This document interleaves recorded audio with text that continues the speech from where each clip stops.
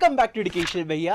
आज की वीडियो में हम लोग पढ़ने वाले हैं आंट जेनिफर्स टाइगर पोएम को, और इस पोएम को लिखा है एड्रियन रिच ने। और पता है क्लास 12th में ना ऑथर और पोएट्स के नाम और उनके बारे में जानना काफी ज्यादा इंपॉर्टेंट होता है, क्योंकि यहाँ से क्वेश्चंस भी आते हैं। इसलिए एड्रियन रिच के बारे में ये कुछ इंपॉर्टेंट बातें जान लो, जैसे कि इनका जन्म 1929 में बैल्टीमोर मैरीलैंड यूएसए में हुआ था, और वो एक बहुत ही ज्यादा स्ट्रॉन्ग फेमिनिस्ट थी। आज के जमाने की फेमिनिस्ट जैसा नहीं थी, क्योंकि एड्रियन रिच ने वुमेन्स के इक्वल राइट्स के लिए तो फाइट किया ही था, लेकिन साथ ही साथ चाइल्ड मैरिज और सेक्स सिलेक्टिव अबॉर्शन के खिलाफ भी खड़ी हुई थी। और बस इतना ही नहीं, उन्होंने रेसिज्म और मिलिट्रिज्म को भी अपोज किया था। रेसिज्म तो तुम सबको पता होगा, स्किन कलर के बेसिस पे जो इनइक्वालिटी किया जाता है ना, उसे रेसिज्म कहते हैं। वही काला गोरा, तुम सही समझ रहे हो। अब मिलिट्रिज्म क्या होता है, इसका एग्जांपल तुम पाकिस्तान से ही ले सकते हो, यानी कि एक ऐसा स्टेट या फिर कंट्री जिसकी जो मिलिट्री होती है ना, उनके पास गवर्नमेंट से भी ज्यादा पावर होता है, उसे हम मिलिट्रिज्म कहते हैं। तो हमारी पोएट एड्रियन रिच इन सब के खिलाफ खड़ी हुई थी। चलो अब हमने पोएट के बारे में तो जान लिया, अब हम लोग ये जानते हैं कि वो इस पोएट के थ्रू हमें क्या बताना चाहती है। तो एड्रियन रिच इस पोएम में मैरिड वुमेन्स के कॉन्स्टेंट्स को हाईलाइट करना चाहती है। इन शॉर्ट वो बताना चाहती है कि शादी के बाद वुमेन्स को कितने सारे प्रॉब्लम्स फेस करने पड़ते हैं, यानी कि उन्हें कितना ज्यादा दबाव फेस करना पड़ता है, उनके ऊपर कितना ज्यादा बोझ आ जाता है,